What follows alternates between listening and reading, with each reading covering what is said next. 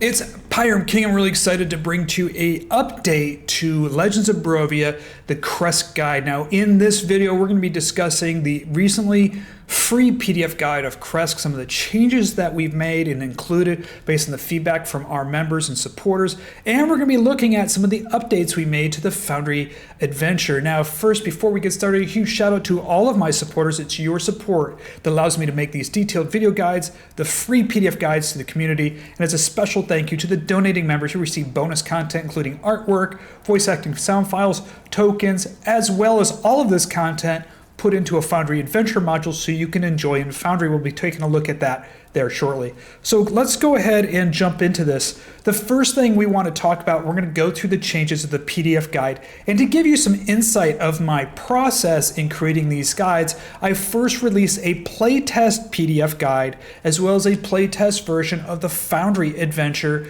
to our supporting members. And as the supporting members' feedback, suggestions, fixes, constructive criticisms, and ideas that shape the final PDF guide that's released to the public. So again, this doesn't happen without your support, so I greatly appreciate it. So we want to talk specifically about the updates and changes to the PDF guide, and you're going to see that also in the Foundry Adventure module. Now again, this guide is free, completely free. There is a link in the description down below for you to get up that PDF guide, so if you want to download that now and follow along, please do.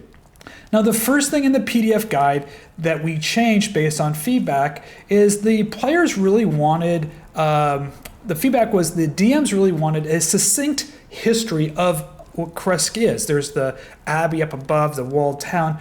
Tell us a little bit more about what's in there.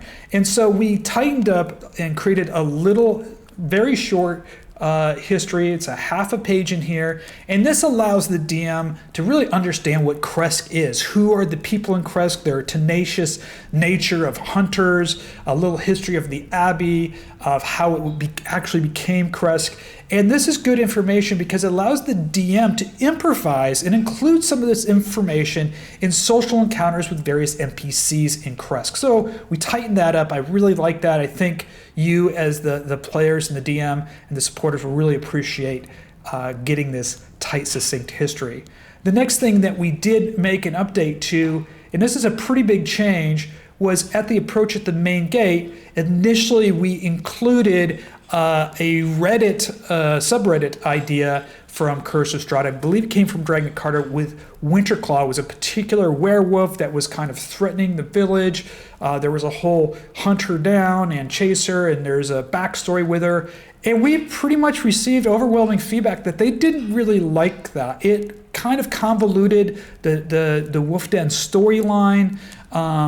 And the suggestions that we received from our supporters was we wanted to have some generic werewolf encounters that would best fit our particular campaign based on what the players are doing. So I received a lot of that feedback, and we removed the Winterclaw storyline, and we added 4 optional different types of werewolf encounters to fit specifically within the campaign that you're running. So the first one we added in here is a werewolf suggestion is a Raven River Bridge. Now this is a very small adventure module that we added. There's a free guide to that. I'll put a link in the description down below, where the Raven River Bridge on the way to Krezk, there's a woman there who's a farmer, and her sheep are being killed by werewolves. And this was to be set up as a planned random encounter, if you will, or provide some additional counters as players are traveling across Barovia. However, some of our players thought this was a really great idea to track that werewolf back to the Raven River Bridge because it incorporates already an existing kind of traveling encounter. The second idea, and we received this idea more than once, was leading the players back to Van Richten's Tower, or the Wizard's Tower. And I found it really interesting that in several people's campaigns, the players decided to bypass the Wizard's Tower and head directly to Krezk, which you can do in the map. And as you know, the Wizard's Tower has some important information especially if you're running that Fey quest. So as the players are kind of tracking the wolf tracks near the gates of Krezk, it leads them back to the Wizard's Tower. So this is a way to introduce the Wizard's Tower if the players had bypassed it.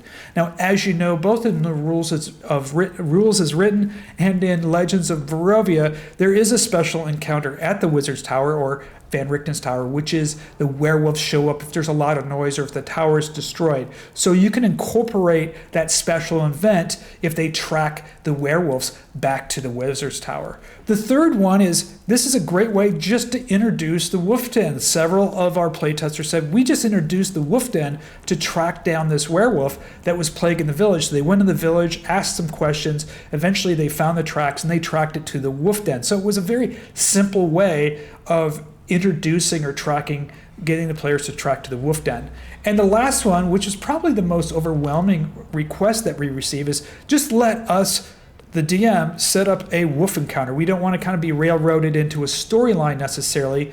And what really creates a good seed for that is that, as you know, there's the wagon that comes with the wine from the Wizards of Wine, and there's also the monthly supply wagon that comes from Vlaki. And so you could set up on the road somewhere. The supply wagon has been raided by werewolves. The players find it as they hunt the wolf tracks. It leads them to this deserted supply wagon that's been destroyed. Maybe there's a couple corpses there, and then you can set up a wolf encounter there, and it allows you to create up a random wolf counter. It also solves the mystery of why the supply wagon hadn't made it back to Krezk. So we introduced those four suggestions that came from players and removed the Winter Claw. Now, if you do like that Winter Claw storyline, it still remains in the old playtest version. It's also in the original long-form video of the guide to Krezk, and you can also find it on Reddit. I do believe, and I could be mistaken, it was a side quest that Dragon Carta introduced.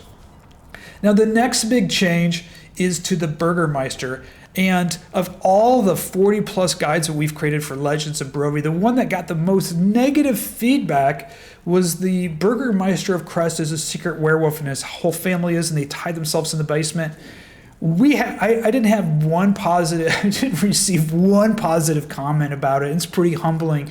A lot of people thought it was convoluted, it was ridiculous, it distracted from the entire werewolf storyline. It just created more kind of stress for the players. And the majority of players that gave us feedback didn't even run it. They just kept the Burgermeister rules as written. So we stripped out the whole Burgermeister is a secret werewolf, and his family is a secret werewolf. This has just been stripped completely out of there. Again, if you'd like to run that, it's available in the old playtest PDF and also in the video guide as well. Now, we did keep two things in there the players did like, is that the Burgermeister's daughter and son were attacked by werewolves in one of the recent werewolf encounters. The daughter was killed and buried in the graveyard, and the son is missing. And so if the players investigate around town, they'll find out that the son has been kidnapped, and he is the child. We've replaced them. He is the child that's being held and being converted into a werewolf up in the wolf den. The players also liked keeping the daughter who's been killed buried in the graveyard, that the mongrel folk have been digging up the graves, using those body parts for the abbot to create his flesh golem. An investigation in the graveyard leads the players up to the abbey and learn what's going on with those corpses. So it is a good lead quest to provide some clues. So we did keep that in there. We cleaned it up just a little bit.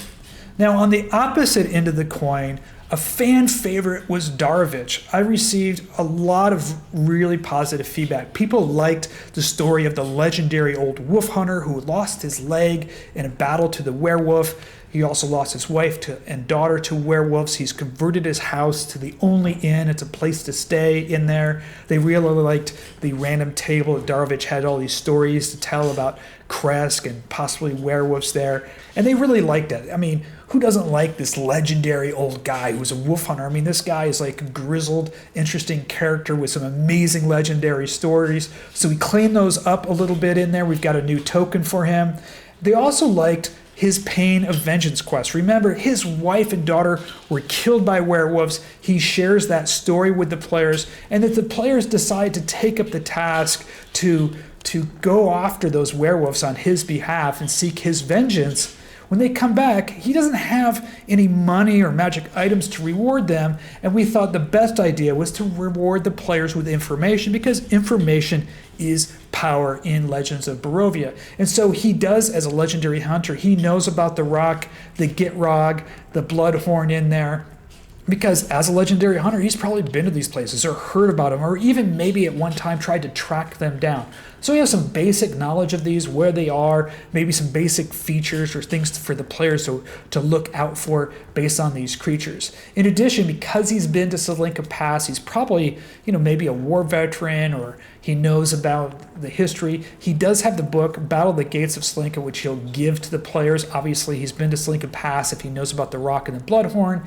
And also, don't forget the Testament of the Dying Soldier. This is a player handout. It's actually a scroll that was written hundreds of years ago by one of Strahd's soldiers 100 years ago, who was sent to desecrate the Fae Shrines. They barely survived. He escaped because they were attacked by the Gitrog, actually. And he made it to Krezk and changed his name and lived the rest of his life in Krezk. Well, Darvich has inherited or purchased or whatever, lives in this guy's home now that passed away hundreds of years ago, and he's found this old scroll. And this scroll is a great clue or player handout for them to give them some insight of what may have happened to that blue gem, gives them some insight about the Faes and the Fae Shrine. So it's one of those things as a quest reward that Darvich would give to the player.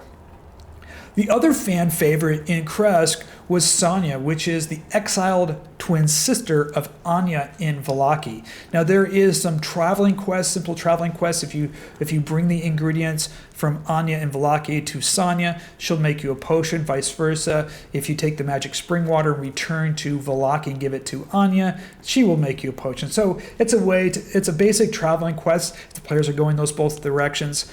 Sonia also has some basic secrets. So if she trusts the players, if they brought them the ingredient and they win her favor, she's going to tell them some insights into the Blessed Spring, as well as the Abbot and the Abbey there. So it's a really good role-playing, a way to give some information to the players. She has a general store with some basic items, as well as the fur coat and the fur blanket that actually gives you advantage in extreme cold conditions. Lastly, we have the Blessed Spring, and we got some really good feedback on this one. We also got some feedback about cleaning this up. One of the things that some of the DMs were wrestling with is what happens if Irina does not want or does not allow Tatiana's soul to join with Sergei in the Blessed Spring? What if Irina wants to stay with the party if the players want her to stay with the party? What happens if she does give up her soul? So those were all really good questions, and we wanted to give you the options on how to decide that. So we included several different options. If the soul departs from Tatiana and joins Sergei, Strahd's brother, in the spring, she could be one of those soulless Barovians. She's lost Tatiana's soul or part of herself. Or optionally, maybe Irina, some people just had Irina just walk into the lake, and Irina herself disappeared as her soul joined with Sergei. We also included a free will option, which you can roll to determine if Irina is willing to give up the ghost, so to speak, or give up the spirit. And we also included some instructions in here about if Irina wants to stay with the party, if the party wants her to stay with them, and how that would work. Obviously, Sergei would tell her, to learn more about your history, go to the Marina's monument near the Berez church ruins, which you'll learn more about Tatiana's soul and resurrection journey throughout the history. We also included some stuff about what Sergei might share about his brother. Remember, Sergei has been dead for centuries, and so the information he has about Strahd is limited up to that point. He doesn't really know what's happened in Barovia since he's passed away, but we gave you some bullet points and some ideas in which the spirit of Sergei can share some of those ideas. Now, one of the things that the players really liked was combining the Sun Sword into the entire storyline. Rather than it just being this powerful weapon that the players just happened to find, the weapon itself being a sentient weapon, it is Sergei's soul that transforms into the Sun Sword. So imagine, now you've got Strahd's brother who is seeking vengeance against Strahd, and it's Sergei's sentient body that's in that sword.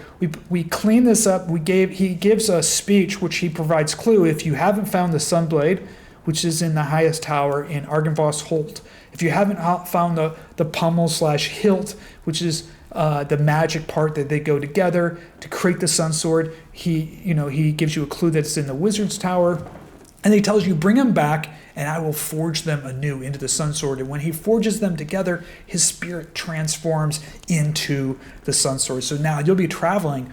Whoever has a Sun Sword will be traveling with Sergei's spirit in that sentient sword. So we have some information about the creation of the Sun Sword, as well as some of the stuff about the Sun Sword, the conflict that you're going to have, how Sergei is going to want to push to go after Strahd. All that stuff is in here. Again, this is all in the free PDF guide. So let's go ahead and jump into some of the things that we've added to the Foundry Krezk V10/V11 update.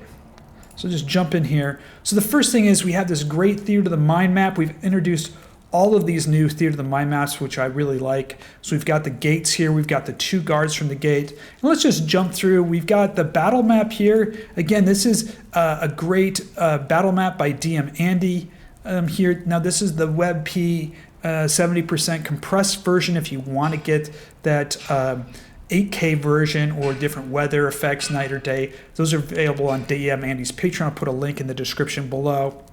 So we've got the Burgermeister's home here, the main gate. Up here we have Darvich's home, where Darvich, there he is, he's in there. And we also have the general store up here. So all of that is in here. It's really good. We also have a battle map for the Blessed Spring. But let's take a look through some of those new Theater of the Mind maps. And we're going to show you what we added with Monk's active tile triggers. So we have the village of Krezk as well. I really like this one. It's really nice. You've got a nice scene of the village. To give you some insight, I actually used some photos that I took on my recent hike into Slovakia, and the hike in the mountains in Slovakia and the villages, and I used those photos as the seed to create these. So these actually look like houses, the wood houses in the mountains of Slovakia, which I used to create these images from. We've got the graveyard here. So this is when you're looking and digging up the graveyard and trying to figure out, who's been taking those bodies. There's a investigation check, and you can get clues that could lead them to the abbey. We have the general store. There's Sonia in, it looks like a nice general store that you would find in the village of Krezk. We have Darvich's Inn. This is where the players can stay. You got Darvich there. He's going to tell you some great stories. This legendary wolf hunter, really cool character. I really like him. And then we have the Burgermeister's Manor. Obviously it looks like a Burgermeister's. He's, it's a nicer kind of house or cabin type house in the village of Krezk. He's got his all the animals that he's hunted up on the wall, and there he is with his wife. And last but not least, we have the spring. We got a new image of the spring here. And let me show you how we've incorporated Monk's active tile triggers. So when you come up to the spring, remember, Sergei materializes in the spring. And so you're going to click the start button here. And Sergei materializes there, kind of a ghostly, transparent image with this light. You've got this kind of angelic music going on in the background. Now, I did do the voice acting and recorded his Sun Sword speech. And this speech is kind of important because it does 3 things. Number 1, it gives you some history and context of the Sun Sword. Number 2, it gives you clues to where to find the Sunblade, which is located in the top of Argynvost Holt in the spire there, and the pommel or the hilt, which is the part that goes on the bottom of the sword, which is on the Sunblade, which is located in the Wizard's Tower. So you're going to get clues to both of those. He's also going to tell you, in case the players haven't found him, to bring it back here to the pool, place it into the pool, and he will forge it anew. And this is when, once he forges the Sun Sword anew, his soul, his spirit, transforms into the Sun Sword, and he is the sentient being in here. So I'll go ahead and play his speech here. You're going to go see it. It'll pop up some text here. I'll turn off my mic and you can listen to it. I will tell you the legacy of the Sun Sword, a relic of formidable magic and ancient lineage.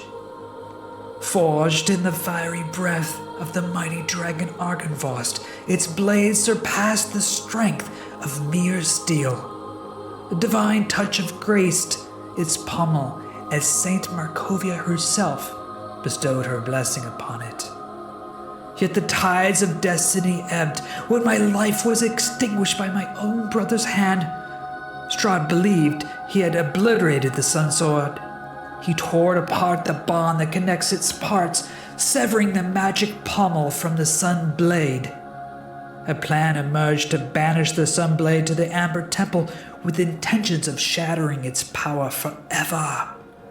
But Strahd's sinister grasp was thwarted by the gallant knight Laganda, who waged a fierce battle against his minions. Through her courage, the blade returned to its birthplace, embraced by the sanctuary of Argynvost's highest tower, standing as a beacon against the encroaching darkness. No one knew what became of the pommel, yet stories emerged that the wizard Kazan had obtained it.